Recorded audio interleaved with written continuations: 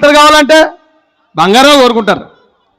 10 గ్రాములు బంగారం కావాలా, 10 గ్రాములు ఇనుము కావాలంటే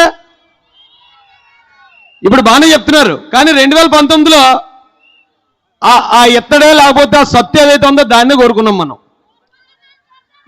కోరుకున్నాం, ఓకే. అయితే ఏంటి బంగారం ఏంటి, సత్తు ఏంటి అని మీరు అడగొచ్చు. ఇప్పుడు నేను కొన్ని విషయాలు చెప్తానండి నారా చంద్రబాబు నాయుడు గారి గురించి.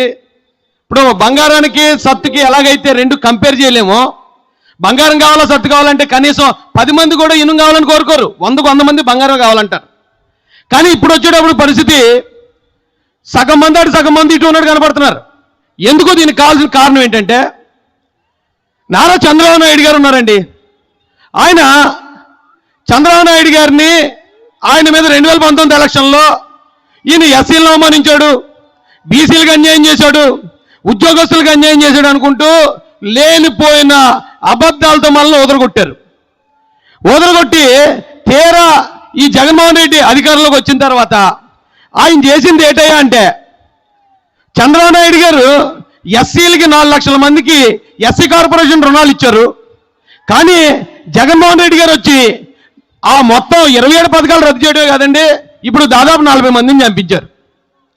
ఇక బీసీల విషయం చూసుకుంటే బీసీ కార్పొరేషన్లు ఉండేవి, వాటిని జగన్మోహన్ రెడ్డి వచ్చాక నాశనం చేశాడు. అంటే ఇక్కడ బంగారాన్ని వదిలి మనం సత్తు అనే జగన్మోహన్ రెడ్డిని, నేను ఒకటే చెప్తాను, బంగారం అంటే నారా చంద్రబాబు నాయుడు గారు, ఆ సత్తు అంటే ఈ చెత్త. ఈ చెత్తను మనం ఎందుకు ఎన్నుకున్నాం అంటే కేవలం దాని మీద రోల్డ్ గోల్డ్ పూత పూసి మనకు అమ్మేశారు. మీరు చాలా జాగ్రత్తగా గమనించండి.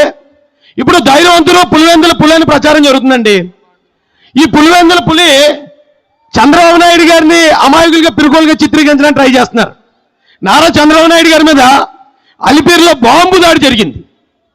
బాంబు దాడి జరిగితే ప్రాణం తుటిలో ప్రాణాపాయం తప్పించుకున్నాడు ఆయన. అయినా కూడా ఈ రోజుకి జనంలో తిరిగే చంద్రబాబు నాయుడు గారి ధైర్యవంతుడా, ఎక్కడో చిన్న ముళ్ళుగుచ్చుకుందని హైదరాబాద్ పారిపోయి అక్కడ మంచం మీద బెడ్డెక్కేసిన జగన్మోహన్ రెడ్డి ధైర్యవంతుడు మీరు చెప్పాలి నాకు.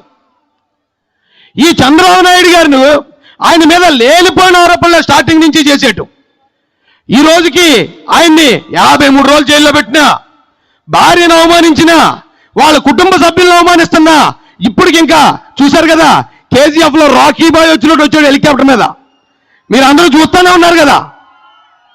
KGF రాకీ బాయ్లో ఇప్పటికి ఇంకా ఎంటర్ అవుతూ ప్రతి మీటింగ్లోనూ ఇదిగో నేనున్నాను ఈ జాతికి, నేనున్నాను ఈ రాష్ట్రానికి అనుకుంటూ మనందరికీ ధైర్యం చెప్తూ తిరిగే ఈ చంద్రబాబు నాయుడు గారి ధైర్యవంతుడా, లేకపోతే బయటికి రావాలంటే పరదాలు కట్టాలి, చెట్లన్నీ నరికేయాలి. ఎందుకంటే చెట్ల మీదకి ఎక్కి అల్లూరు సీతారామరాజు గారి టైంలో బాణాలు వేసి చంపేస్తారటండి చెట్లుంటేని. ఆ చెట్ల మీదకి ఎక్కేసి బాణాలు వేసేస్తారా అందుకని చెట్లు నరికించేసి ఈ పరదాలు కట్టుకుని పోలీసు వారిని అడ్డు పెట్టుకుని బయటికి రావడానికి భయపడే జగన్మోహన్ రెడ్డి ఎక్కడ? నువ్వు చంపుతావని తెలిసినా, నువ్వు అవమానిస్తావని తెలిసినా, నువ్వు జైల్లో పెట్టినా, నువ్వు కుటుంబాన్ని అంతా కూడా అవమానించినా, ఇప్పటికి ఇంకా KGF రాకీ బాయ్లో తిరుగుతున్న చంద్రబాబు నాయుడు గారు ఎక్కడని అడుగుతున్నాను నేను.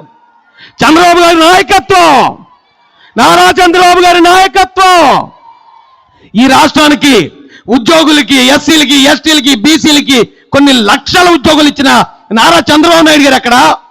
5,000 రూపాయలు ఉద్యోగం ఇచ్చి దాన్ని 100 సార్లు పబ్లిక్ రివ్యూ చేసుకునే నువ్వెక్కడ అని ఆ జగన్ రెడ్డి గారిని ఈ స్టేజ్ నుంచి మేము ప్రశ్నించడం జరుగుతుంది.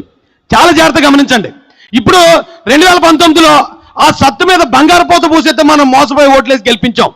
ఒకసారి చేస్తే మనం మోసపోయినట్టు, రెండోసారి కూడా మళ్ళీ సత్తునే ఎన్నుకుంటే మనం కూడా ఆ చెత్తలో సమానం అయిపోతాం. బంగారం లాంటి నారా చంద్రబాబు నాయుడు గారిని గెలిపించుకుంటే మన కుటుంబాలు, మన భావితరాల భవిష్యత్తుని ఆయన బంగారం చేస్తాడని నేను మీ అందరికీ కూడా తెలియజేసుకుంటూ విచ్చేసిన మీ అందరికీ అవకాశం ఇచ్చిన అధ్యక్షులు జ్యోతుల నవీన్ గారికి హృదయపూర్వక ధన్యవాదాలు తెలియజేసుకుంటూ ఒక్కసారి చెప్పండి మా చంద్రబాబు నాయుడు గారి నాయకత్వం, లోకేష్ గారి నాయకత్వం, అచ్చెన్నాయుడు గారి నాయకత్వం, యనమల గారి నాయకత్వం, జ్యోతుల నవీన్ గారి నాయకత్వం. ఇక్కడ జనసేన సోదరులు కూడా ఉన్నారు.